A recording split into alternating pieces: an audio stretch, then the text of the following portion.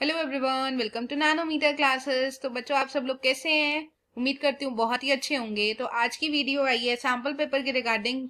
पिछली वीडियो में बताया था कि अब सैम्पल पेपर की वीडियोस आएंगी और होपफुली हम सैम्पल पेपर्स भी बहुत सारे बहुत जल्दी कवर अप कर लेंगे।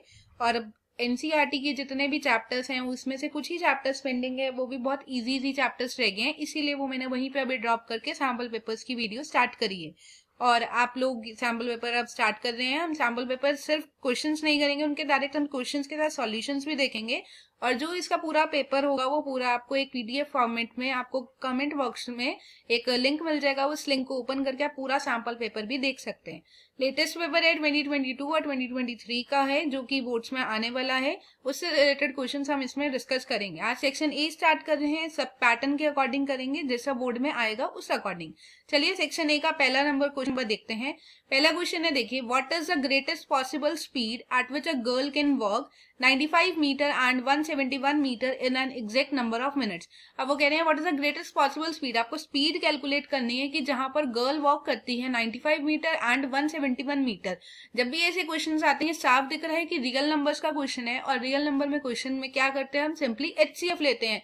तो हमारे को पॉसिबल स्पीड बतानी है तो क्या करना होगा, इन दोनों का एचसीएफ लेना होगा। वो ले लेते हैं हम 95 और 171 है, तो 95 को हम क्या लिख सकते हैं, 9 इंटू 19, और 171 मीटर को हम लिख सकते हैं 19 इंटू 19। तो कॉमन पोर्शन आ गया 19, तो इसका जो एचसीएफ निकल गया वो 19 निकल गया, 19 मीटर पर मिनट। तो बी पार्ट आपका ऑप्शन करेक्ट हो जाएगा। आप देख सकते हैं बी पार्ट हमारा 90 मीटर पर मिनट है। बहुत इजी था। अब चलते हैं सेकंड क्वेश्चन पे। सेकंड में बोला है the zeros of a quadratic polynomial this where. अब जीरोस निकालने इस क्वाड्रेटिक पॉलिनोमियल के कि वो इक्वल होंगे या अनइक्वल होंगे या नेगेटिव होंगे या पॉजिटिव होंगे या कोई भी नहीं होगा। हमारे को ये चीज चेक करनी है। तो इक्वेशन ले लेते हैं। इक्वेशन क्या है, x square minus x square plus के एक्स प्लस के इक्वल टू 0। ये इक्वेशन दे रखी है। अब हम क्या लगाएंगे, अल्फा प्लस बीटा वाला फॉर्मूला लगाएंगे। वो क्या होता है, माइनस बी बाय ए मतलब माइनस के बाय 1। तो माइनस के आगे जिसको ये नहीं आता वो पॉलिनोमियल्स की वीडियो देख सकता है, प्लेलिस्ट में अवेलेबल है। अल्फा बीटा होता है सी बाय ए, इट मीन्स के बाय 1 इक्वल्स टू कितना आ गया, के। ये हमने निकाल दिया। अब क्या करना है हमारे को, अल्फा, अब यहाँ पर हम एक छोटा सा फॉर्मूला लगा रहे हैं। वो क्या है, देखो, अल्फा माइनस बीटा का मैं फॉर्मूला लगा रही हूँ यहाँ पे, plus minus under root alpha plus beta का होल स्क्वायर माइनस का 4 अल्फा बीटा।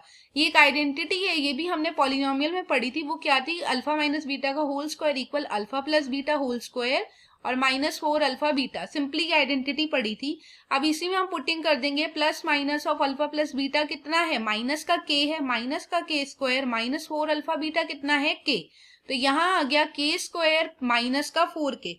अब सिंपल, ये तो हमारा एक अल्फा माइनस बीटा निकल गया।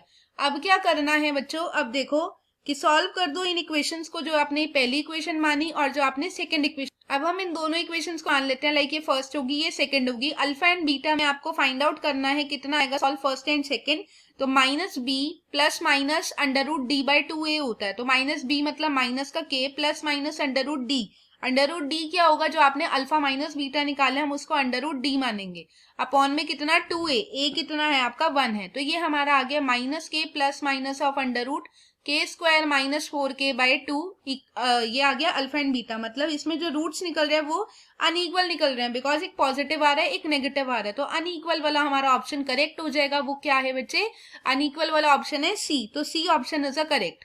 क्लियर है, सेकंड क्वेश्चन कंप्लीट होता है। बहुत जल्दी कवर अप करना है, मतलब बहुत टाइम आपको पेपर में नहीं होगा, स्पीड के अकॉर्डिंग करना है। अब थर्ड क्वेश्चन पे आते हैं। थर्ड क्वेश्चन ने कहा है one ticket is selected at random. आपने एक टिकट सेलेक्ट करी एट रैंडम फ्रॉम 100। 100 टिकट्स दे रखी हैं, नंबर्ड उनका है 00, 01, 02 and so on 99। Suppose X is a sum of deserts. X जो है वो सम कर रहा है कुछ डेजर्ट्स का, और वाई क्या कर रहा है, प्रोडक्ट कर रहा है। और प्रोबेबिलिटी कह रहे हैं जब एक्स 9 होगा वाई 0 होगा तो क्या होगा। तो अब आपको ये सब कुछ गिवन है। अब करना क्या है, इसमें सबसे पहले ये चीज देखनी है कि कितने नंबर्स हैं, ये टोटल आपकी प्रोबेबिलिटी कितने नंबर्स। तो इसमें जो कह रहे हैं वो एक्स कह रहे हैं कि सम ऑफ डेजर्ट्स है, एक्स कितना है 9, मतलब जो भी आप डेजर्ट्स को प्लस करोगे उनका सम करके 9 आना चाहिए। और प्रोडक्ट मतलब वाई, वाई क्या है 0, तो हमारा इंटू करके 0 आना चाहिए। आपके जो नंबर्स दे रखे हैं वो नंबर्स ये दे रखे हैं कुछ 00, 01, 02 एंड सो ऑन 99 तक। 99 तक गिवन है, हाँ 99 तक गिवन है। तो नंबर्स ऐसे लेने हैं 2 डिजिट के जिनको प्लस करके तो आपका 9 बनना चाहिए और मल्टीप्लाई कर 0 बनना चाहिए। तो अब सम ऑफ डिजिट्स 9, तो हम यहाँ पे लिख सकते हैं सम ऑफ डिजिट्स 9 है और प्रोडक्ट ऑफ डिजिट्स कितने हैं, प्रोडक्ट ऑफ डिजिट्स आपके हो गए 0। तो आपको दो नंबर्स ऐसे लेने हैं जिनको प्लस करके तो 9 आता है और मल्टीप्लाई कर क्या आता है, 0 आता है। तो इनमें से ही आपको नंबर चूज करना है। तो नंबर क्या क्या हो सकते हैं, एक तो हो सकता है 09 और क्या हो सकता है 90। देखो 0 और 9 को प्लस करोगे तो 9 बनेगा, 9 और 0 को प्लस करोगे तो 9, इंटू करोगे इन दोनों को तो 0, इसको भी इंटू करोगे तो 0। तो नंबर्स कितने आ रहे हैं, 2 आ रहे हैं। तो प्रोबेबिलिटी कितनी हो गई, प्रोबेबिलिटी हमारी क्या फॉर्मूला होता है, सम ऑफ इवेंट्स, मतलब कितने आ रहे हैं total number of events, 2 events हो गए अपॉन में टोटल कितने हैं। अब बच्चे क्या करते हैं, 99 तक है तो 99 तक लिख देते हैं, बट ये 0 भी काउंट करना है तो ये भी एक नंबर है। तो टोटल कितने हो गए, 100 हो गए। तो 1/50 इसका आंसर आ गया। क्लियर हुआ। तो 1/50 कौन सा आंसर हो गया, सी पार्ट।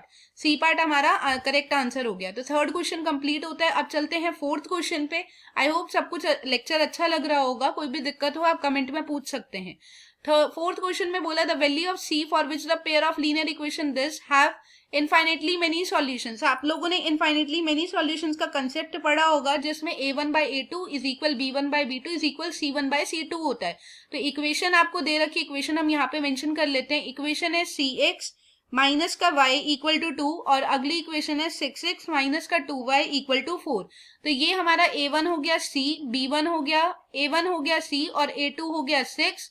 ऐसे b1 हो गया माइनस का 1, b2 हो गया माइनस का 2 और c1 हो गया 2 और C2 हो गया 4। जिसको ये नहीं आता वो लीनियर इक्वेशंस की वीडियोस देखे, देन उसके बाद क्लियर हो जाएगा। a1/a2, b1/b2 और c1/c2 इनफाइनेटली का है तो तीनों इक्वल हो जाएंगे। तो c/6 हो गया इक्वल टू -1/-2 इक्वल टू 2/4। अब क्या करेंगे, सिंपली कैलकुलेशन कर दो, c/6 को 1/2 के इक्वल कर दो तो क्या आ जाएगा, ये 2c equal to 6, c is equal to 6/2 मतलब 3। तो c की वैल्यू कितनी आ गई, 3 आ गई। क्वेश्चन ने यही कहा था कि find the value of c, तो c की वैल्यू कितनी आ गई, 3। तो a is the correct answer. चलते हैं फिफ्थ क्वेश्चन पे। फिफ्थ में बोला है इफ p एक पॉइंट दे रखा है is the mid point of the line segment. ये p क्या है, मिड पॉइंट है इस लाइन सेगमेंट का। लाइन सेगमेंट का नाम है q और r। आप यहाँ पे वैल्यू एक लेइए, मतलब q और r एक लाइन सेगमेंट बनाते हैं। क्वेश्चन नंबर है 5।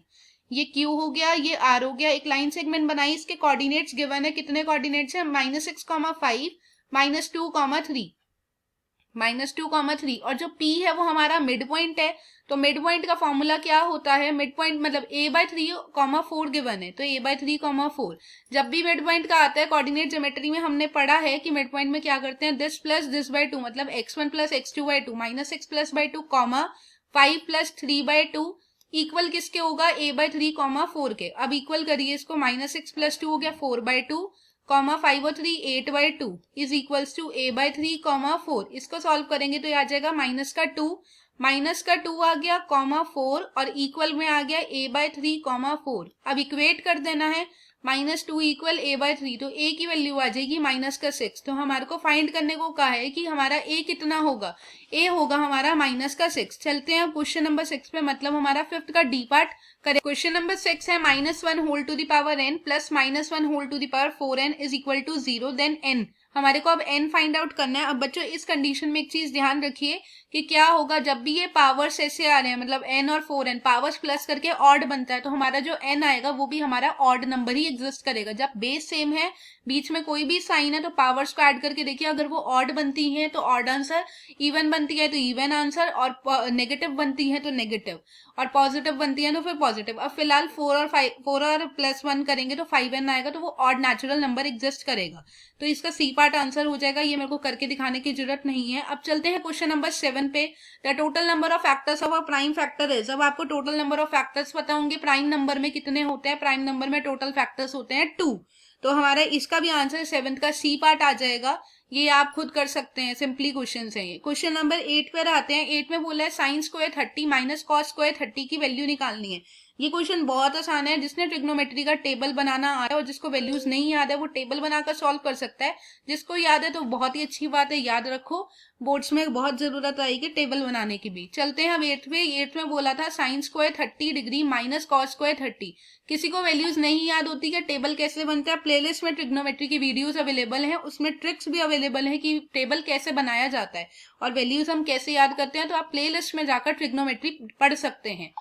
अब साइन 30 की वैल्यू डाल दी 1/2, कॉस 30 डाल दी √3/2, ये आ गया 1/4, √3 हो गया 3, 2 2 हो गया 4, तो यहाँ पर वैल्यू आ गई -2/4, तो हमारा आंसर आ गया माइनस का 1/2, तो माइनस का 1/2 ऑप्शन में होगा ऑप्शन ए, तो ऑप्शन ए हमारा करेक्ट हो गया। 9th पे आते हैं, in triangle ABC and DEF, एक ट्राइंगल्स हैं एबीसी और डीईएफ, उनकी एंगल से रखें। अब ये कहा है दो ट्राइंगल्स आ रही है, दोनों ट्राइंगल्स कॉन्ग्रुएंट है but not similar, neither congruent, ना कॉन्ग्रुएंट है ना सिमिलर है, या सिमिलर बट नॉट कॉन्ग्रुएंट, या कॉन्ग्रुएंट और सिमिलर दोनों है। तो अब ये चीज चेक करनी है। अब पहली बार जब भी आपको ये एंगल्स गिवन है और दूसरा की A B thrice of D दे रखा है, तो बच्चे ये सिमिलर, हमारे पास सिमिलैरिटी की कंडीशन ही अवेलेबल है ट्राइंगल चैप्टर में, और जब भी एंगल्स इक्वल होंगे तो इसमें सिमिलर होंगे लेकिन ये कॉन्ग्रुएंट नहीं हो सकते, ये कंडीशन भी आप ध्यान रख सकते हैं। तो 9th का बी पार्ट आ जाएगा। 10th पे आते हैं, 10th में बोला है इन द ट्राइंगल्स एबीसी, और ये साइड से रखी हैं, दे विल बी सिमिलर, ये कब सिमिलर होंगे, किस कंडीशन से।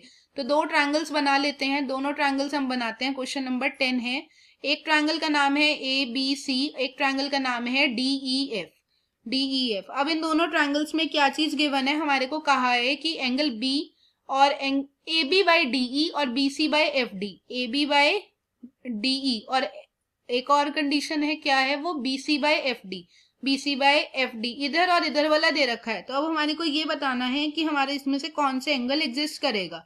तो कौन से एंगल करेगा, इस साइड पे तो ये बी एंगल है और इस साइड पे डी एंगल है, तो हम ये कह सकते हैं एंगल बी और एंगल डी हमारा इक्वल होगा। तो हमारा टेंथ का आ गया सी पार्ट। चलते हैं अब 11th क्वेश्चन पे, the perimeter in centimetre of a square circumscribing a circle of radius A centimetre, radius आपको ए सेंटीमीटर दे रखा है, अब कह रहे हैं पेरीमीटर निकालो और उसके अंदर एक सर्कल भी बनता है। तो रेडियस जब ए दे रखा है तो डायमीटर हो गया 2a। अब हमारा क्या होता है, पेरीमीटर और स्क्वायर, अब यहाँ पर लिख देते हैं, डायमीटर जो हो गया वो 2a हो गया, और पेरीमीटर और स्क्वायर अगर हम निकालेंगे तो 4 इंटू साइड होता है, और स्क्वायर में हमेशा डायमीटर लगता है, तो 4 इंटू साइड का फॉर्मूला हो गया, साइड है हमारी 4 इंटू डायमीटर होती है, मतलब 2a, तो करेक्ट आंसर हो गया 8a। तो 8a आप चेक कर सकते हैं कौन सा ऑप्शन है। 11th का हो गया हमारा ए पार्ट। 12th पे आते हैं, if the area of a circle is numerically equal to twice of its circumference, क्या कह रहे हैं क्वेश्चन, if the area of a circle, जो एरिया ऑफ सर्कल है वो इक्वल है किसके, ट्वाइस ऑफ सर्कमफेरेंस के। तो हम यहाँ पे सॉल्व कर सकते हैं, एरिया ऑफ अ सर्कल होता है हमारा पाई आर स्क्वायर, तो अब यहाँ पे हम पुटिंग करते हैं जरा वैल्यूज की, एरिया ऑफ अ सर्कल है हमारा pi r square is equals to twice of circumference, circumference क्या होता है 2 पाई आर, ट्वाइस करना मतलब 2 से मल्टीप्लाई करना, ये पाई से पाई कट गया, एक रेडियस से एक रेडियस कट गया, तो आर की वैल्यू आ गई 4। हमारे को क्वेश्चन ने फाइंड आउट करने को कहा है, find the diameter of a circle, तो रेडियस 4 आ गया, तो डायमीटर क्या हो गया, डबल हो गया, तो 4 इंटू 2 8 सेंटीमीटर हो गया। 8 यूनिट्स है, सेंटीमीटर नहीं है, वहां ऑप्शन में यूनिट्स गिवन है, तो हम यूनिट्स ही पुट करेंगे, तो सी पार्ट आंसर हो गया। 13th क्वेश्चन पे आते हैं। 13th में a toy is on a form of cone, toy जो है वो कोन की फॉर्म में, उसका रेडियस आर है, mounted on a hemisphere, mounted का मतलब उसके ऊपर बन रहा है, ऑफ द सेम रेडियस, उसके नीचे। The total height of the toy is इतना, then volume of toy is इतना। अब आपको क्या करना है, एक टॉय है और एक टॉय जो है वो कोन की शेप में है, उसके नीचे एक हेमिस्फीयर बना हुआ है, कुछ ऐसे करके एक हेमिस्फीयर बना हुआ है, और इसमें जो रेडियस है वो आर ही गिवन है, और जो टोटल हाइट है वो आपको गिवन है आर प्लस एच है, आर प्लस एच गिवन है, राइट, या आर प्लस एच गिवन है। अब आपको वॉल्यूम निकालना है टॉय का, तो वॉल्यूम क्या होता है, वॉल्यूम ऑफ, इसमें एक तो कोन बनता है, वॉल्यूम ऑफ कोन है एक तो, और दूसरा क्या गिवन है, plus volume of hemisphere, volume of hemisphere है। अब क्या करना है, वॉल्यूम ऑफ कोन का फॉर्मूला होता है 1/3 पाई आर स्क्वायर एच, यहाँ पर आप पुट कर देंगे, और 1/3 पाई स्क्वायर एच, हेमिस्फीयर का पुट कर देंगे 2/3 पाई आर क्यूब। अब इसको सॉल्व करेंगे, तो सॉल्व करके 1/3 पाई आर स्क्वायर बाहर आ जाएगा, अंदर बच जाएगा 2r प्लस एच, सिर्फ कॉमन लिया है और कुछ नहीं, सेंटीमीटर क्यूब। तो हमारे को वॉल्यूम निकालने को कहा है, तो ये हमारा करेक्ट आंसर होगा। ये वाला ऑप्शन कौन सा है, ये ऑप्शन नंबर है सी। चलते हैं 14th में, the class mark of the class 10 to 15, 10 to 25, class mark का सिंपली एक फॉर्मूला होता है, दोनों डिजिट्स को प्लस करके डिवाइडेड बाय 2, इसका मतलब 35/2 आ जाएगा। तो हम ये कह सकते हैं, ऑप्शन में देख लीजिए 35/2 होगा 17.5, तो C part is a correct answer. 15th पे आओ, the perimeter of a sector of an angle 45 degree of a circle, perimeter और सेक्टर का फॉर्मूला क्या होता है, मैंने सबको बढ़ाया है theta by 360 into 2 pi R. तो आप सिंपली यहाँ पे पाई की वैल्यू 2217 और रेडियस 7 पुट कर देंगे और एंगल यहाँ पर पुट कर देंगे 45 डिग्री। तो आज के लिए हमारे 15 क्वेश्चन हो गया। अब हम मिलते हैं नेक्स्ट वीडियो में, आने वाले क्वेश्चन उसमें मिलेंगे, वो वीडियो आपको कल मिलेगी। I hope